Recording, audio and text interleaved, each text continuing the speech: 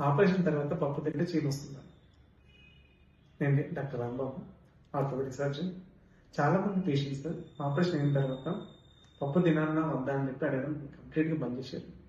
ఇంటికి వెళ్ళిపోయిన తర్వాత కంప్లీట్గా పప్పు బంద్ చేసి ఆ తర్వాత ఫాలోఅప్ వచ్చిన తర్వాత సార్ నేను పప్పు అని చేసినాం ఓకేనా అని అడుగుతున్నాం.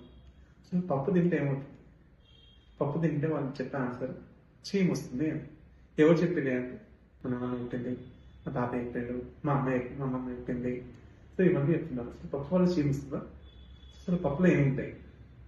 Let me explain.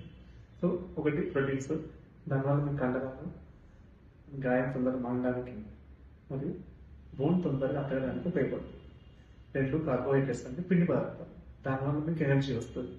3 ఫైబర్ అంటే పీచు పదార్థం, దీనివల్ల మీకు డైజెషన్ ఇంప్రూవ్ అవుతుంది, మలబద్ధకం అంటే కాన్స్టిపేషన్ లేకుండా ఉపయోగపడుతుంది.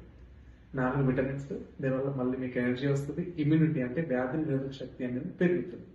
లాస్ట్ ముఖ్యమైనది కాల్షియం, మెగ్నీషియం, పొటాషియం, ఇంకా ఐరన్. దీనివల్ల మీ తొందరగా బోన్ అతకడానికి మరియు ఈ కండరాలు గాయం తొందరగా మారడానికి ఇవన్నీ ఉపయోగపడుతుంది. సో ఎన్ని పోషకాలు అంటే ఎన్ని ఉపయోగాలున్న పప్పు మానేస్తే మీకు గాయం తొందరగా ఎట్లా మారుతుంది? కాబట్టి పప్పు తినండి.